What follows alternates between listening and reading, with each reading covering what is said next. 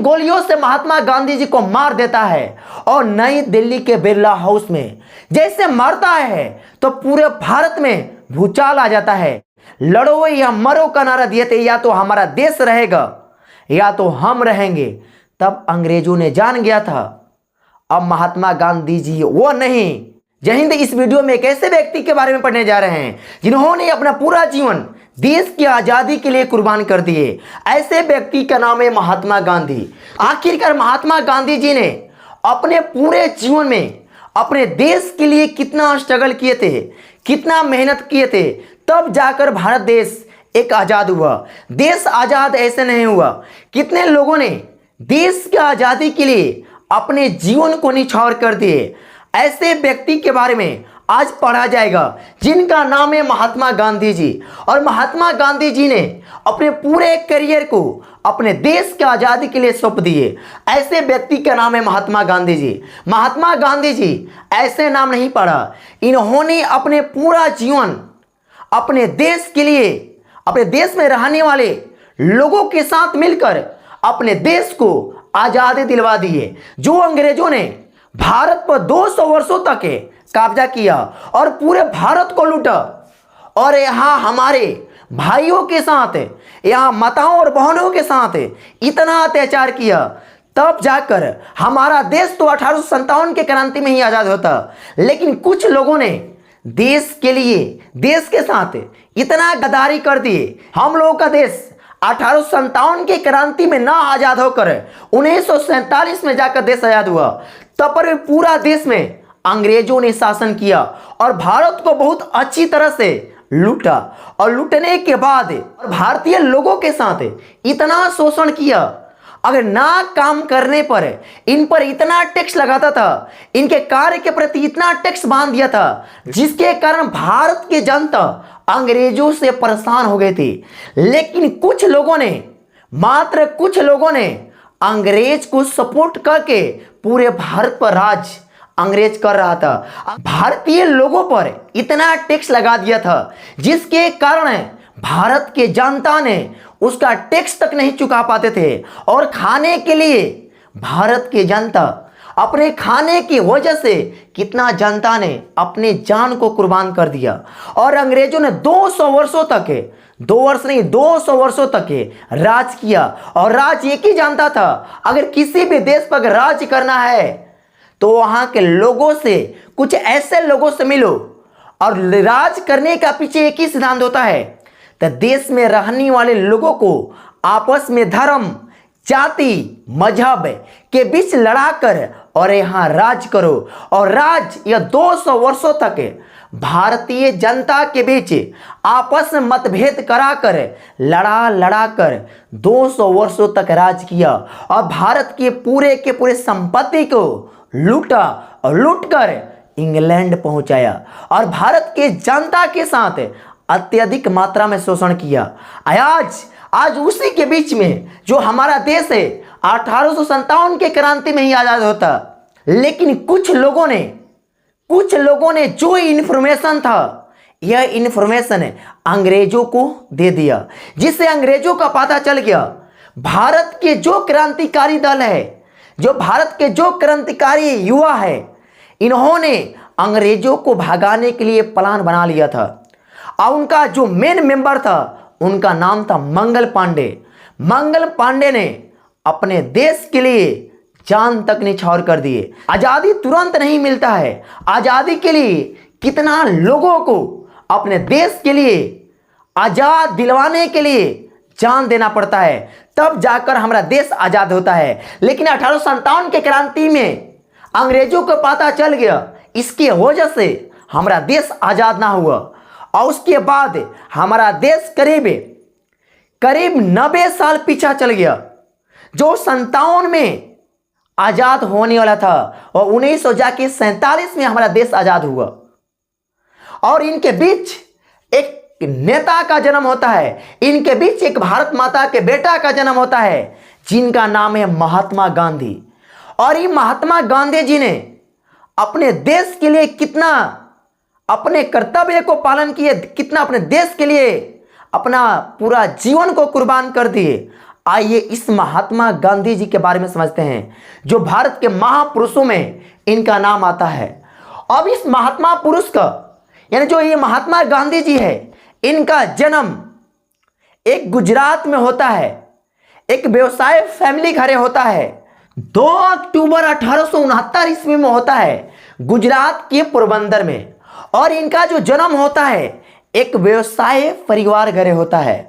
और जब इनका जन्म होता है तो इन्होंने महात्मा गांधी जी ने अपना पूरा जो प्रारंभिक शिक्षा था, जो बचपन का शिक्षा था, इन्होंने गुजरात के पोरबंदर से किए।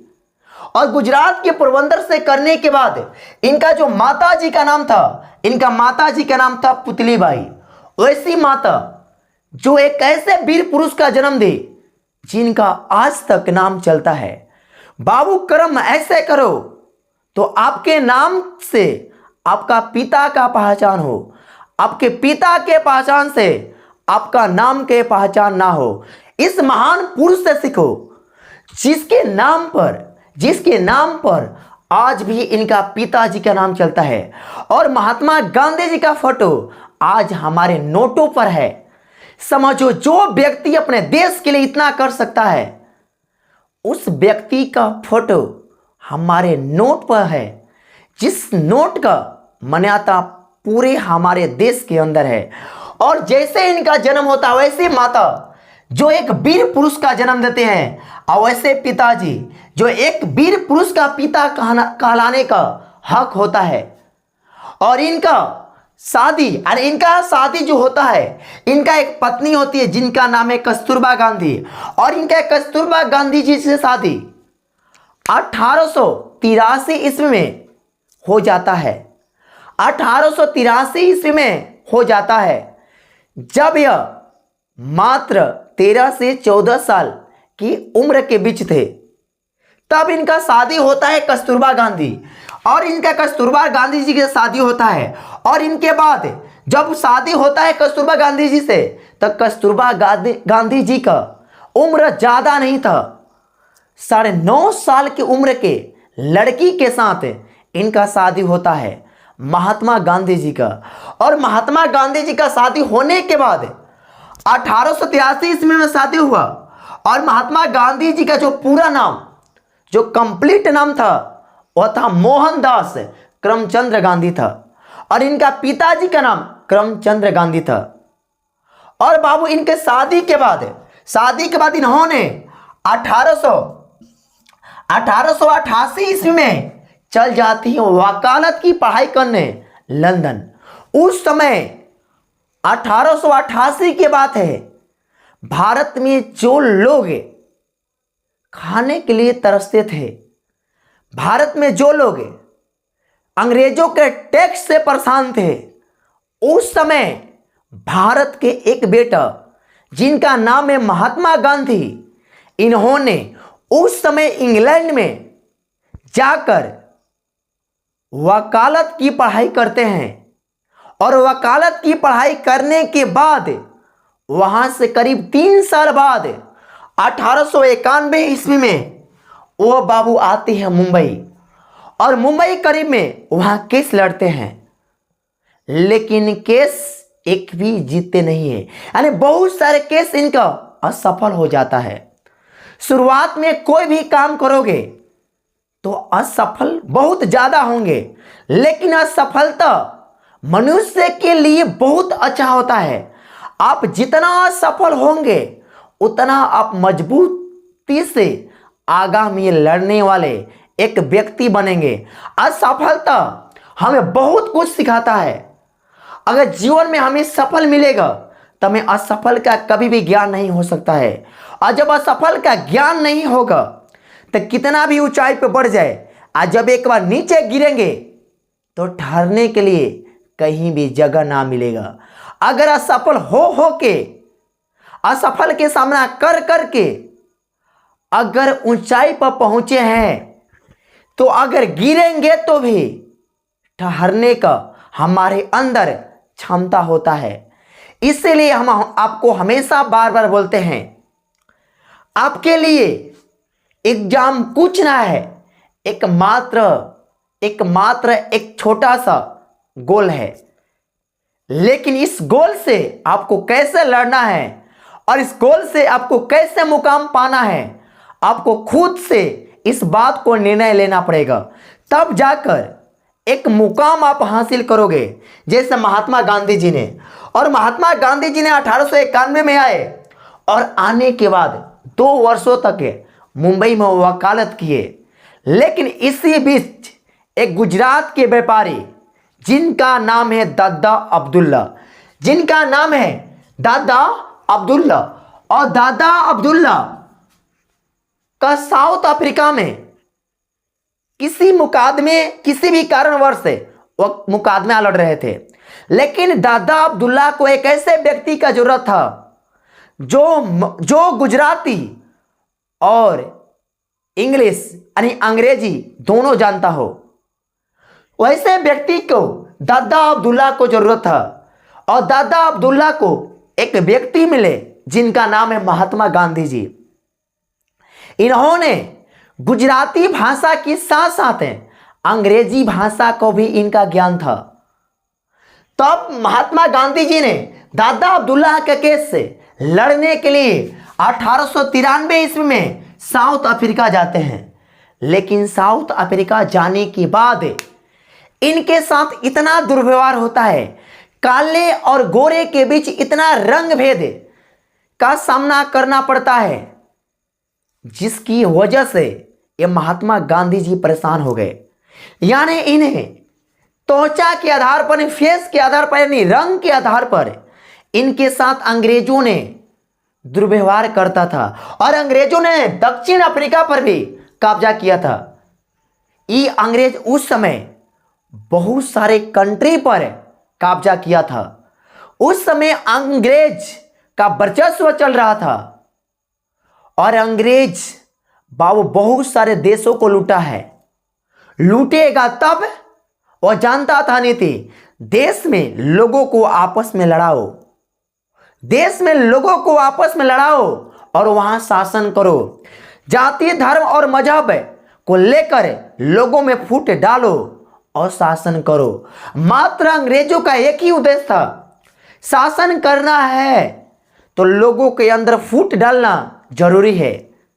अगर जब तक हम फूट नहीं डालेंगे तब तक यह व्यक्ति आपस में फूटेगा नहीं, आपस में अलग होगा नहीं। आज जब अलग नहीं होगा तो किसी भी व्यक्ति पर शासन करना मुश्किल और कठिनाई बहुत ज़्यादा हो सकता है। इसलिए अंग्रेजों ने बहुत सारे लोगों के साथ, बहुत सारे देशों के साथ जाति धर्म को लेकर फूट डाला और वहाँ लूटा और शासन करा, और गरीब भाइयों पर और वहाँ के लोगों पर टैक्स लगा लगा कर अत्याचार किया।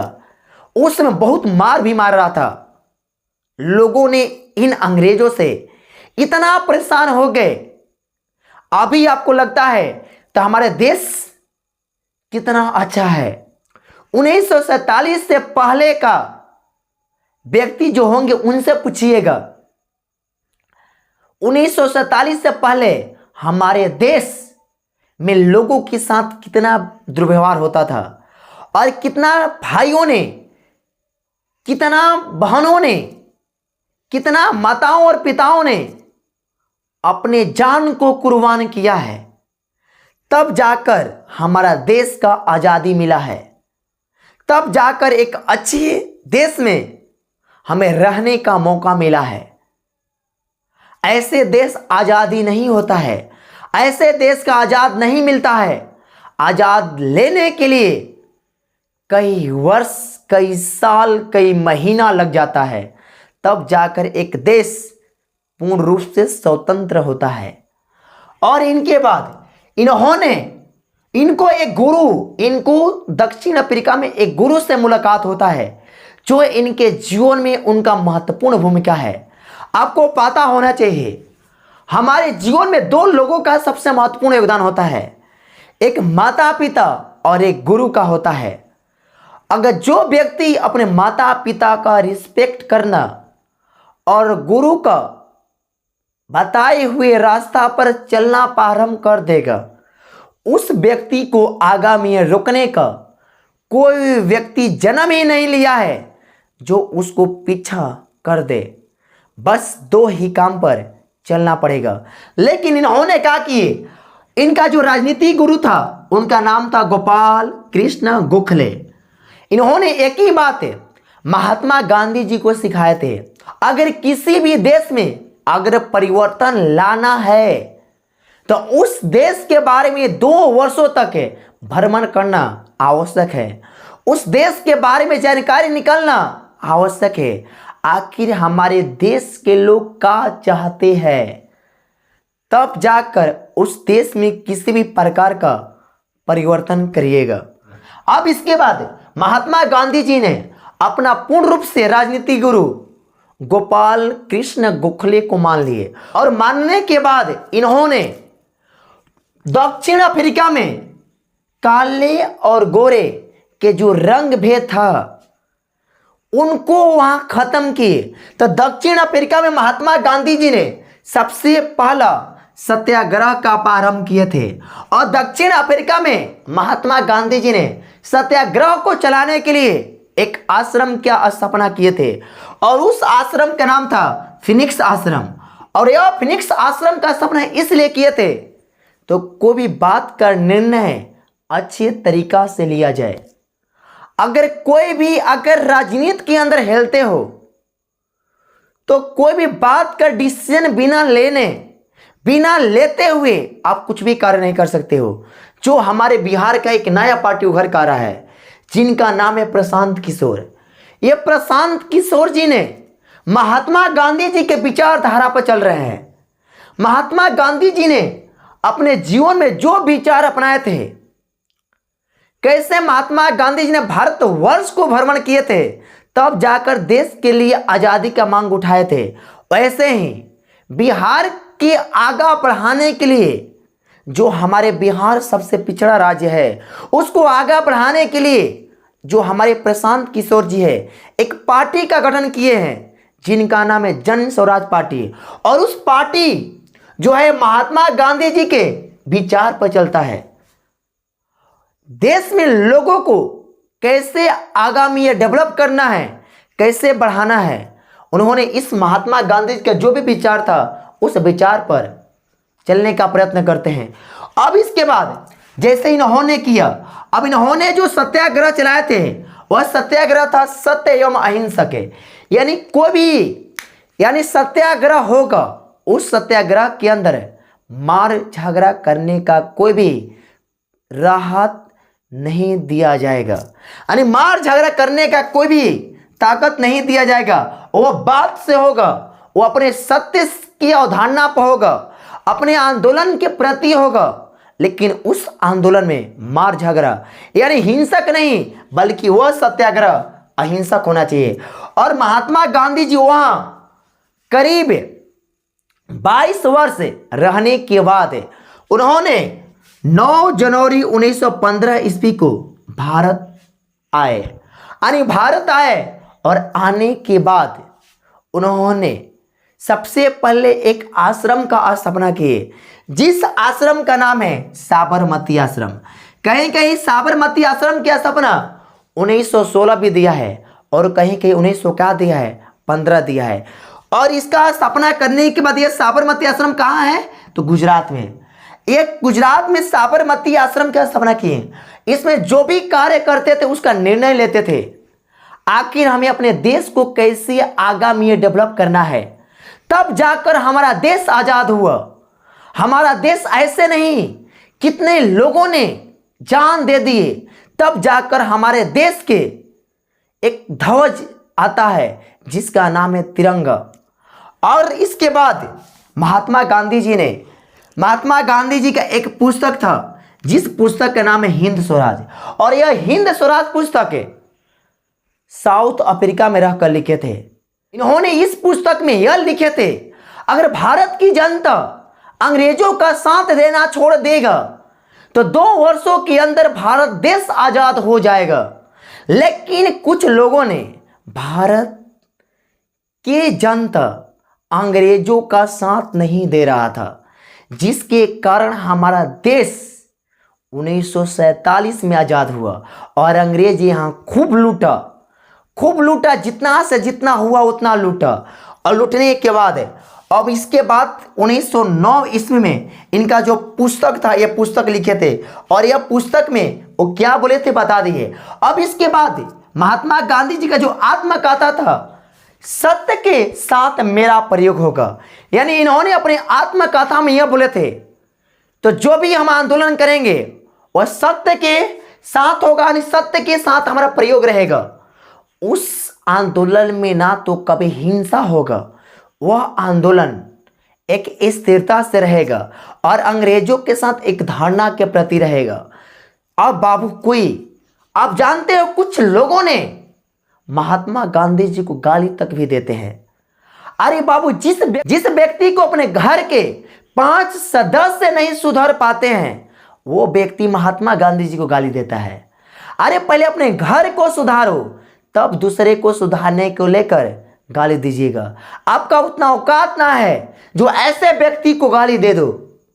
अरे बाबू, जो उस समय अंग्रेजों से कैसे लड़ना है, किस तरह से लड़ना है, कब उसके साथ हिंसा करना है और कब अहिंसा करना है, सब महात्मा गांधी जी जानते थे। अगर तुरंत आप कर दोगे आंदोलन तो आपके पास ना तो औजार था ना तो हथियार था, तो आप अंग्रेजों का सामना कर पाते। इसीलिए महात्मा गांधी जी ने अंतिम आंदोलन था, भारत छोड़ो आंदोलन, करो या मरो का नारा दिए थे, लड़ो या मरो का नारा दिए थे। या तो हमारा देश रहेगा या तो हम रहेंगे। तब अंग्रेजों ने जान गया था अब महात्मा गांधी जी वो नहीं, अब इनका रास्ता कुछ और हो गया। ये जान गए थे अंग्रेज ये बात से मानने वाला ना है, ये लात से मानने वाला है। तब जाकर अंतिम में लड़ो या मरो का नारा दिए थे। या तो जब तक रहेंगे तब तक अंग्रेजों से लड़ेंगे, जब तक हमारे शरीर के अंदर जान रहेगा तब तक अंग्रेजों का सामना करेंगे, तब तक अंग्रेजों के साथ लड़ेंगे। यह नारा दिए और देने के बाद हमारा देश जाकर 1947 ईस्वी में आजाद हो गया।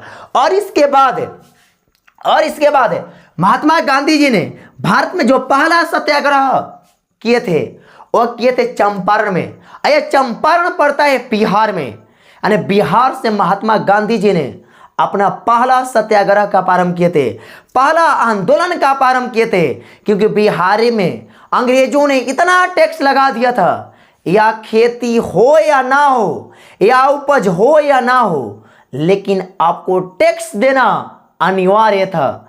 इसके परेशान होकर एक बाबू महात्मा गांधी जी को एक बिहार का व्यक्ति राजकुमार शुक्ल ने अपने बिहार में इनको बुलाए और बुलाकर बिहार के स्थिति को दिखाए।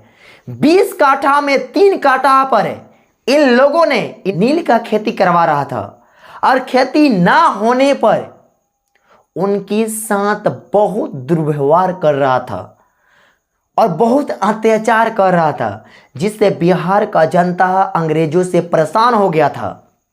और जिसकी वजह से महात्मा गांधी जी आए और पहला चंपारण सत्याग्रह चलाए 1917 में, और चलाने के बाद सफल किए। फिर भारत में 2-3 बार और सत्याग्रह चलाए और भारत में कई आंदोलन चलाए, तब जाकर हमारा देश आज़ाद होता है। और देश आज़ादी के बाद जब देश का बंटवारा 1947 ईस्वी में, यानी 14 अगस्त 1947 ईस्वी में होता है, उसके बाद महात्मा गांधी जी को 30 जनवरी 1948 ईस्वी में नाथूराम गोडसे ने 3 गोलियों से महात्मा गांधी जी को मार देता है। और नई दिल्ली के बिरला हाउस में जैसे मरता है तो पूरे भारत में भूचाल आ जाता है। आखिर क्यों नाथूराम गोडसे ने महात्मा गांधी जी को गोली से मार दिया, और इसके बाद नाथूराम गोडसे ने महात्मा गांधी जी को कैसे मारा, इसके पीछे का बहुत सारा रीजन है, उसको नेक्स्ट वीडियो में समझेंगे। अब इसके बाद क्या हुआ, महात्मा गांधी जी को अनेक नाम से जाना जाता है, महात्मा, राष्ट्रपिता और बापू बहुत सारे इनको नाम से जाना जाता है। और इसके बाद महात्मा गांधी जी ने बहुत सारे पत्रिका लिखे थे, जैसे हरिजन पत्रिका, यंग इंडिया पत्रिका, यह साप्ताहिक पत्रिका था जिसके कारण लोगों को जगाने का कार्य करते थे। अभी से भारत के लोग जग जाओ, ना जागोगे तो यहां अंग्रेज शासन ही करेगा, यहां आपके साथ शोषण ही करेगा। इस पत्रिका में लोगों को फैलाए और फैलाने के बाद इस पूरे के पूरे लास्ट जाते जाते एक बात बोल रहे हैं। महात्मा गांधी जी के 4 बेटे थे जिनका नाम था हरिलाल, मनीलाल, रामदास और देवदास था। आज के लिए इतना ही दोस्तों, हम नेक्स्ट वीडियो में समझेंगे।